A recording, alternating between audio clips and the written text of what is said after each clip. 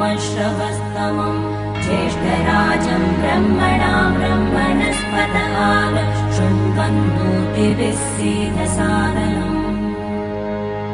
ॐ महागणपतये नमः।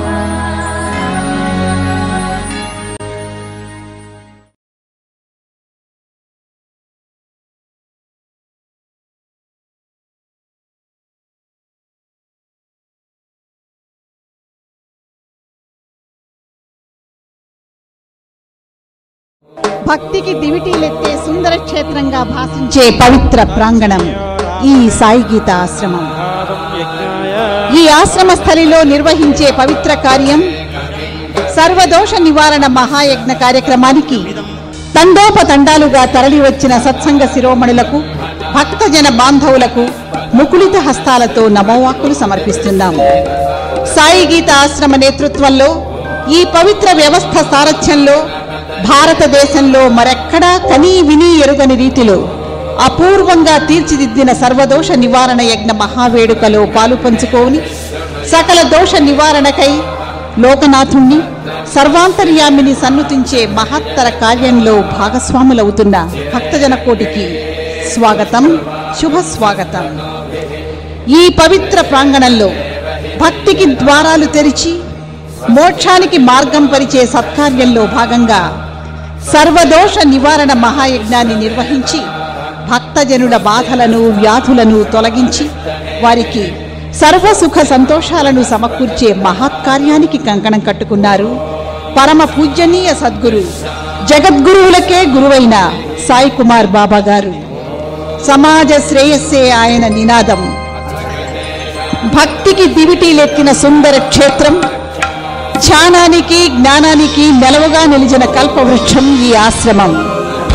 తమ ప్రబోధనల ద్వారా భక్తితత్వాన్ని ప్రజల హృదయాల్లో నింపుతూ వారిని సత్ప్రవర్తన, సన్మార్గగాములుగా తీర్చిదిద్దే కృషిలో జీవితాన్ని కైంకర్యం చేస్తూ విశ్వ మానవ కళ్యాణానికి అనవరతం పరిశ్రమిస్తున్న చైతన్య స్రవంతి సద్గురు సాయి కుమార్ బాబా గారు.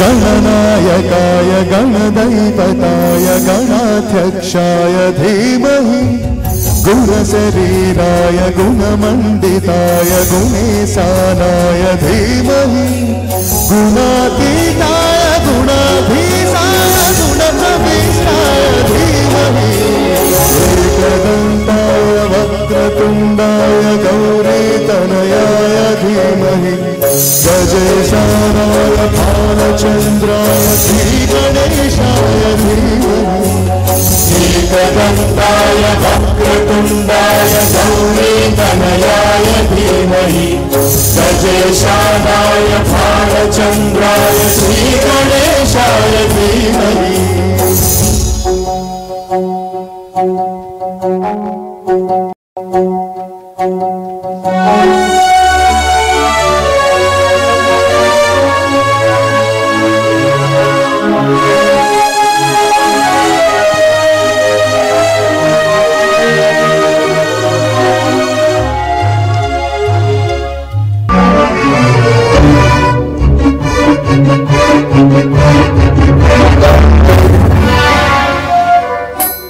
गानचतुराय गानप्राणाय गानोदरात्मने गानोत्सुकाय गानवक्ताय गानो सुखमनसे गुरुपूजिताय गुरुदैवताय गुरुकुलस्थायिने गुरुविघ्नराय गुह्यप्रवराय गुरवे गुणगुरवे गुरुदैत्यगणक्षेत्रे गुरुधर्मसदाराध्याय गुरुपुत्र परित्रात्रे गुरुमातर्गण्डकाय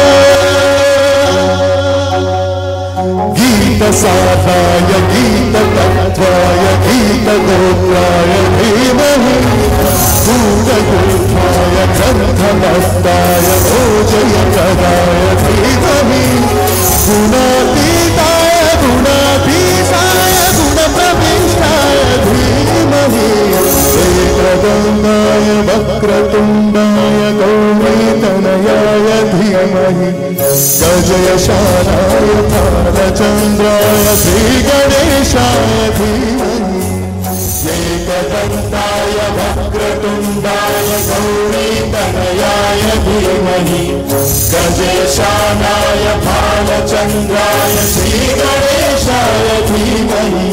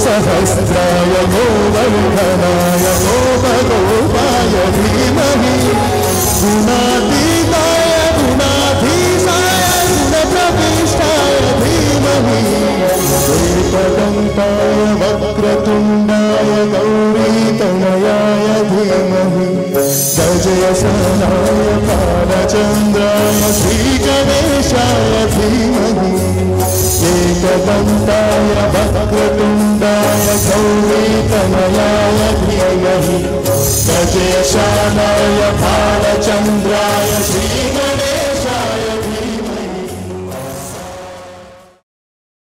परमेश्वर परम पावन परम कल्याण गुणाचरण पापहरण पुंडरीक वरदा पुराण पुरुषोत्तम भक्त वत्सल भवबंध विमोचनाय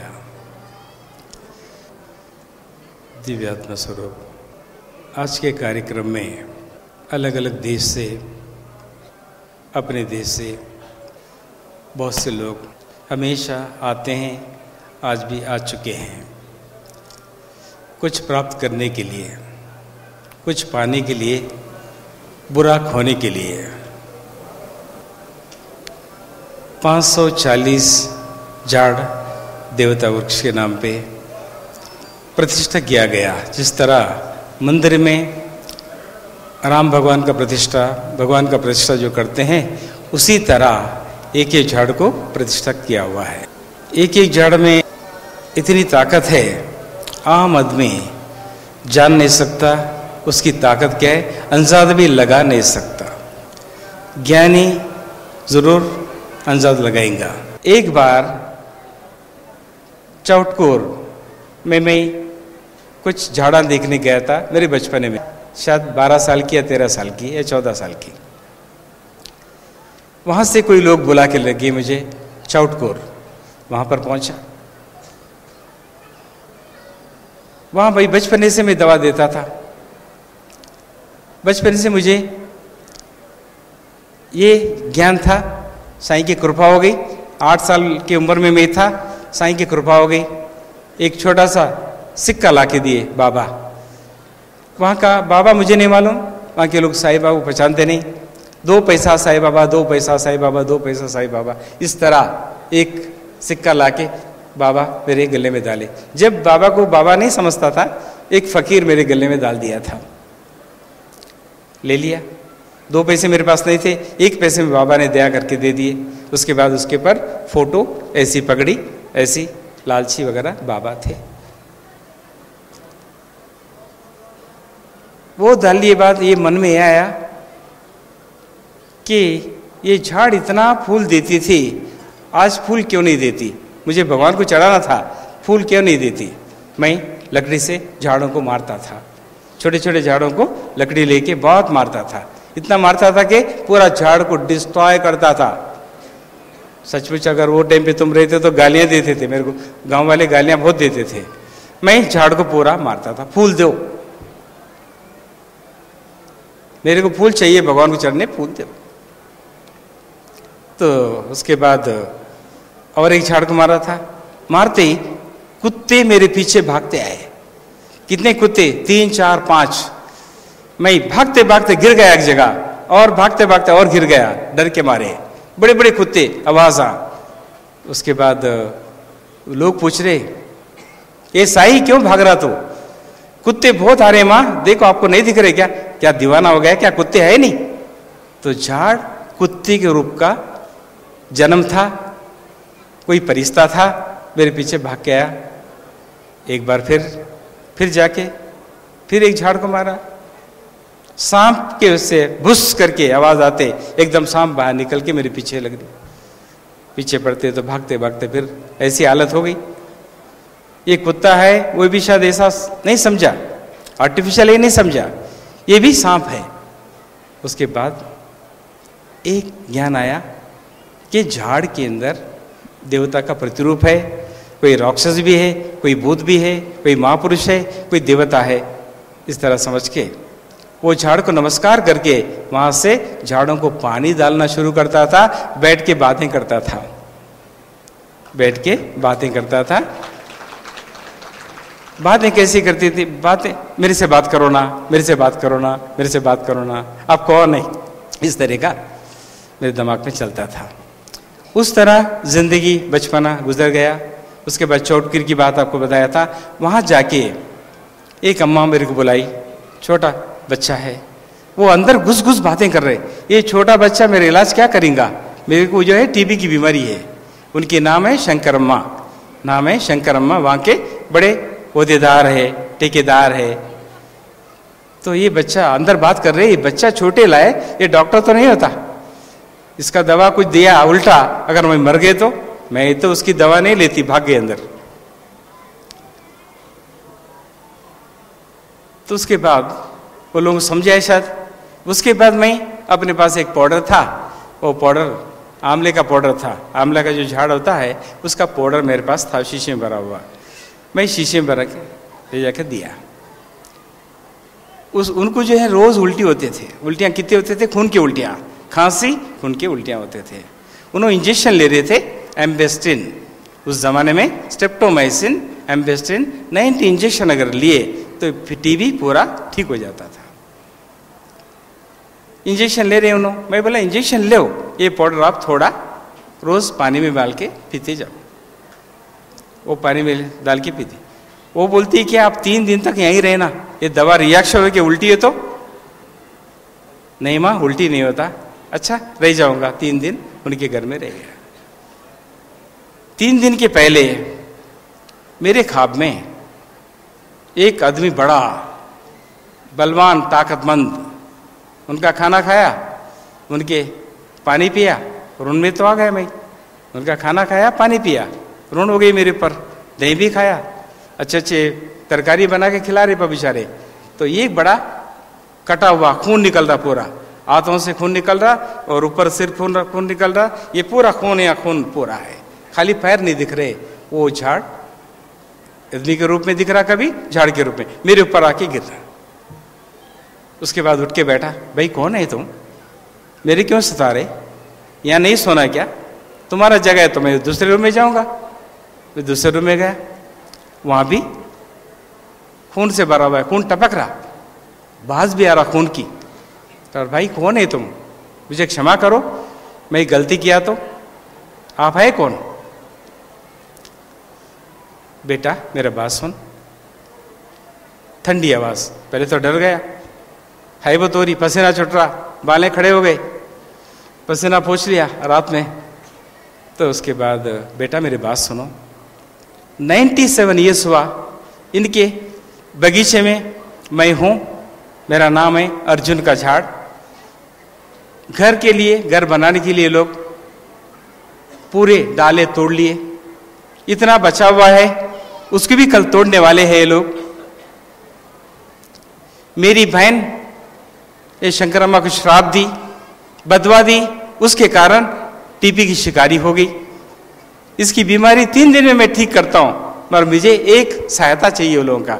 97 ईयर्स हुआ, 3 साल हुआ तो मेरा जब पूरा होता मैं अपनी पत्नी से मिलने जाऊंगी।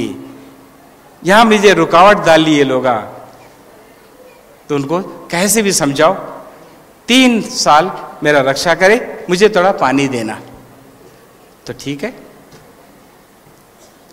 मैं उन लोगों से बात किया तो उन्हें समझा कि नीचे का दड़ दरवाजे बनाने वाले थे, नीचे का दड़ जो है ना, ऊपर के डाले पूरे काटे हैं, खून से भरा हुआ था, नीचे का दड़ उतना आधा बचा हुआ है, इतना था, इससे और थोड़ा ऊंचा। उसकी क्या करने के लिए रखे हैं वो लोग? दरवाजे काट के बनाने के लिए रखे हैं। मैं तो दरवाजा बनाना चाहता हूं, ये बच्चा बोलने से क्या सुन रहे तुम? पत्नी को डांट रहा पति, नहीं बोला तुम मरना है तो तेरी मर्जी भाई, तेरी बीवी को मारना है तो मार ले। कितने इंजेक्शन लिए अभी तक?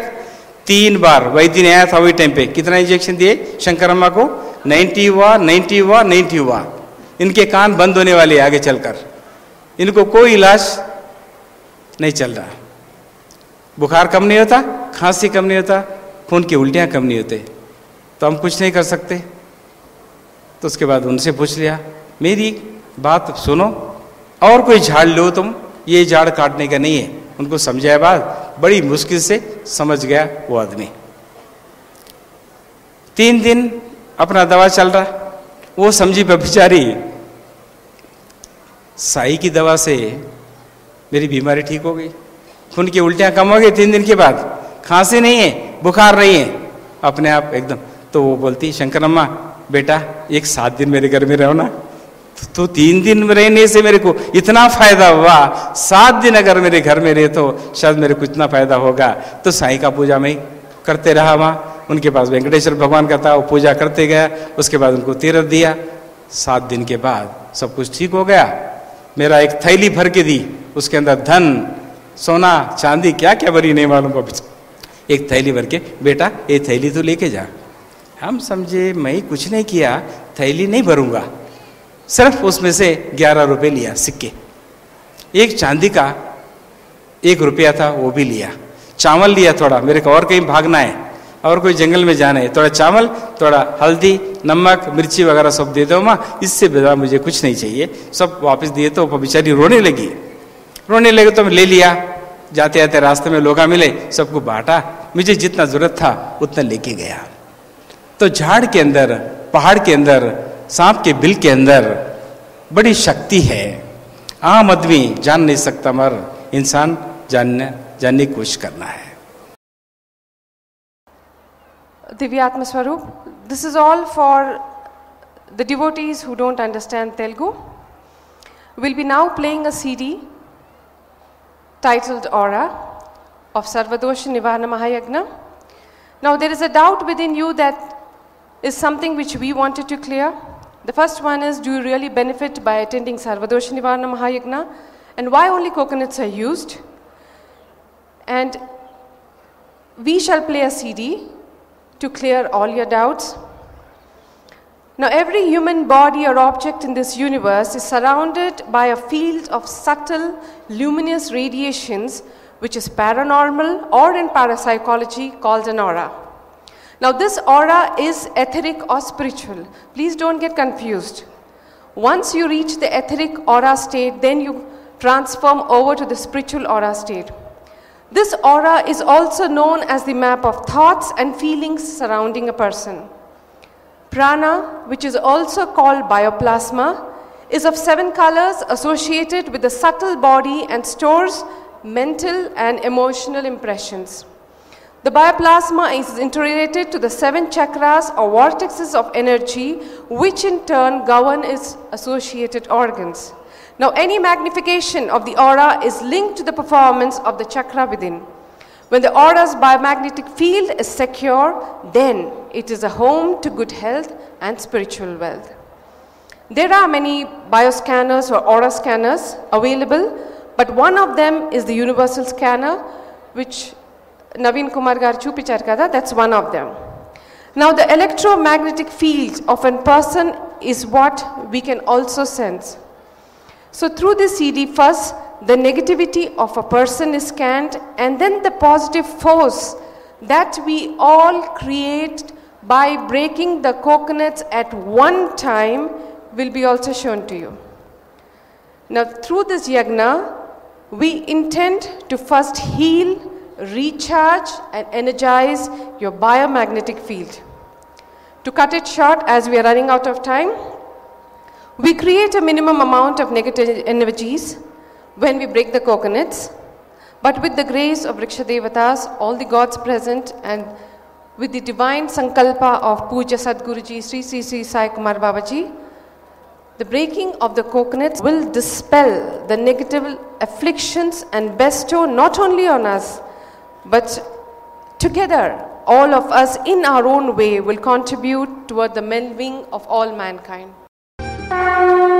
ప్రతి సంవత్సరం సాయి గీత ఆశ్రమంలో పూజ్య సద్గురు శ్రీ శ్రీ శ్రీ సాయి కుమార్ గారి ఆధ్వర్యంలో గత 46 సంవత్సరాలుగా సర్వదోష నివారణ మహాయజ్ఞం జరుగుతోంది. ఈ యజ్ఞంలో మన దోషాలు తొలగడానికి 500కు పైగల దివ్య వృక్షాల మధ్య భానువారం నాడు ముక్కోటి దేవతలు పంచభూతాల సాక్షిగా సామూహికంగా ఏకకంఠంతో ప్రార్థన చేసి కొబ్బరికాయలు కొట్టడం జరుగుతూ వస్తోంది. ఈ కొబ్బరికాయని సామూహికంగా ఎందుకు కొట్టాలని ఎంతో మందికి సందేహం కలగవచ్చు. మనమంతా సామూహికంగా కొబ్బరికాయలు కొట్టడం వలన నిజంగా ఫలితం ఉందా లేక మూఢనమ్మకమా అనే సందేహం తొలగించడానికి సైన్స్ ప్రకారం నిరూపిద్దామా? ప్రతి మనిషి చుట్టూ ఎలక్ట్రోమాగ్నెటిక్ ఫీల్డ్ ఉంటుంది. దీనిని కాంతి వలయమని ఇంగ్లీష్లో ఆరా అని అంటారు. దేవతా పటాలు మరియు మహాత్ముల చుట్టూ శక్తి వలయం ఉంటుందని వైదిక శాస్త్రవేత్తలు గ్రహించి, అలాగే ప్రతి మనిషిలో కూడా కాంతి వలయం ఉంటుందని, కంటికి కనబడని కాంతి వలయాన్ని తెలుసుకుందామనే కుతూహలంతో శాస్త్రజ్ఞులు 18వ శతాబ్దం నాటి నుంచి పరిశోధనలు చేస్తూ మొట్టమొదటగా 1939లో సైమన్ క్రిలియన్ అనే రష్యన్ శాస్త్రవేత్త ఈ కాంతి వలయాన్ని చూసేందుకు ఒక పరికరాన్ని కనుగొన్నాడు. అదే క్రిలియన్ ఫోటోగ్రఫీ. ఈ ఫోటోగ్రఫీ ద్వారా మనిషి శరీరంలోంచి కాంతి వెదజల్లుతుందని ఈ కెమెరాలో కనిపించింది. ఈ కాంతి వలయంలో ఇంద్రధనస్సులో మాదిరిగా 7 రంగులు ఉంటాయి. అవి విబ్జియార్ అంటే violet, IndiGo, blue, green, yellow, orange, red. ఈ 7 రంగులకు మనిషి శరీరంలో ఉన్న 7 చక్రాలతో సంబంధం ఉంది. 7 చక్రాలు శరీరంలో ఉన్న ఒక్కొక్క భాగానికి అధిపతి. ఈ 7 చక్రాలు సరిగ్గా పనిచేసినప్పుడే ప్రాణశక్తి సక్రమంగా పనిచేసి మన చుట్టూ ఉన్న కాంతి వలయాన్ని ఉత్తేజపరిచి రక్షణ కవచంగా మార్చి శారీరకంగా, మానసికంగా, ఆధ్యాత్మికంగా ఉత్తేజపరుస్తుంది. ఈ విధంగా కాంతి వలయం పెరగడానికి కూడా ప్రతి సంవత్సరం జరుపుకునే సర్వదోష నివారణ మహాయజ్ఞ ప్రభావం సైంటిఫిక్గా కనులారా చూద్దామా? ఈ ప్రపంచంలో 21వ శతాబ్దంలో వివిధ రకాల హై డెఫినిషన్ బయోప్లాస్మా అనగా ప్రాణశక్తిని కొలిచే స్కానర్స్ ఉన్నాయి. దానిలో ఒకటి యూనివర్సల్ స్కానర్ అనే పరికరం. ఈ పరికరాన్ని మనిషి ముందు పెట్టినప్పుడు అందులో పెట్టిన ఎనర్జీ శాంపిల్స్ బట్టి విచ్చుకుంటుంది. ఎలాంటి శక్తి తరంగం లేనప్పుడు ఈ పరికరం తిరిగిపోవడం గానీ దగ్గరికి రావడం గానీ జరుగుతుంది. ఈ పరికరం యొక్క మెజరింగ్ కెపాసిటీ సుమారుగా 100 మీటర్ల నుండి 200 మీటర్ల వరకు ఉంటుంది. సాధారణంగా ప్రతి మానవుని చుట్టూ కాంతి వలయం 2.5 అడుగుల నుండి 3 అడుగులు మాత్రమే ఉంటుంది. అయితే ఈ పరికరం ద్వారా ఒక ఇన్ఫ్రారెడ్ చిప్ శాంపిల్ పెట్టి వారి నెగటివ్ ఎనర్జీ ఎంత ఉందో చూద్దామా?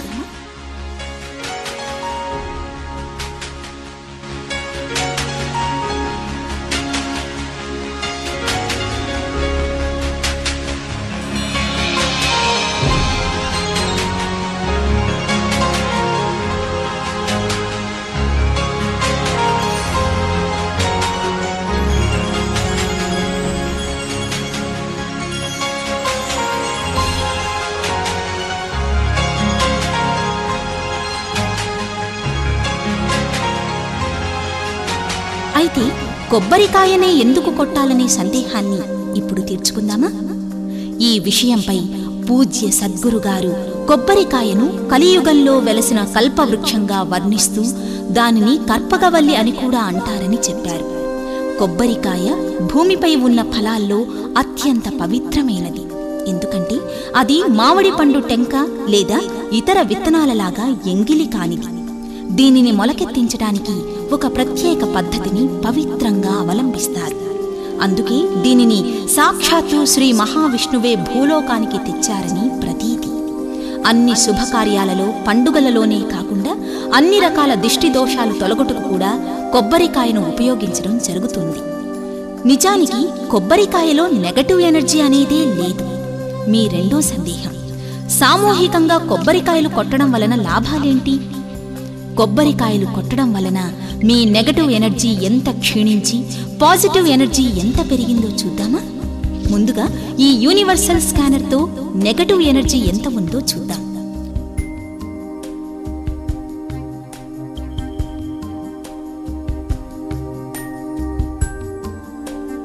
మీరు ప్రార్థన చేసిన తరువాత మీ సంకల్పాలు, దోషాలు, ఆటంకాలు, ఆశలు, కోరికల వలన మీలో నెగటివ్ ఎనర్జీ ఎంత పెరిగిందో చూద్దాం.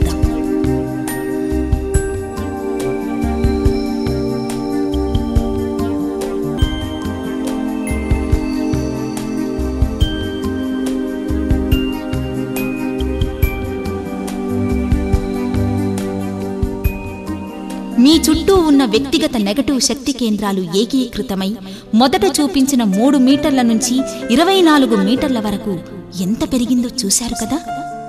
సాయి గీత ఆశ్రమంలో నెలకొని ఉన్న 500కు పైగల దివ్యమైన భవ్యమైన వృక్షాలు సూర్యరశ్మి నుండి బంగారు కిరణాల ద్వారా అతల, వితల, సుతల, రసాతల, తలాతల, మహాతల, పాతాళ లోకాలు, భూలోక, భువర్లోక, సువర్లోక, మహర్లోక, స్వర్గలోక, సుజనలోక, తపోలోక, బ్రహ్మలోకాల నుండి, చంద్రమండలం, నక్షత్ర మండలం నుండి శక్తిని గ్రహిస్తాయి. మొగ్గగా ఉన్న కమలం సూర్యకిరణం పడగానే ఎలా వికసిస్తుందో అలాగే ఆ సూర్యకిరణాల యొక్క శక్తిని ఈ మహావృక్షాలు గ్రహించి ప్రతి ఒక్కరిలో ఉన్న కాంతి వలయాలను తేజోవంతపరచడమే కాకుండా గురుకృప, గురుదృష్టి, గురువాక్కు, గురు అనుగ్రహం ద్వారా మనలో ఉన్న పాజిటివ్ ఎనర్జీస్ ఈ కొబ్బరికాయ కొట్టడం ద్వారా ఎంత పెరుగుతాయో చూద్దామా?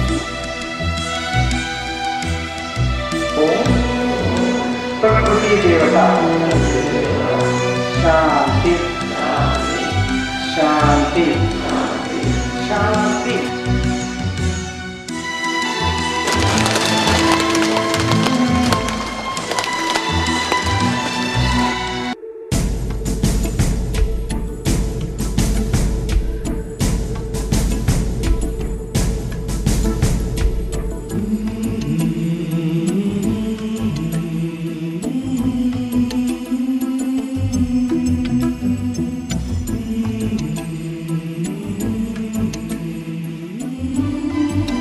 సాధారణ వ్యక్తి యొక్క కాంతి వలయం 3 మీటర్లు.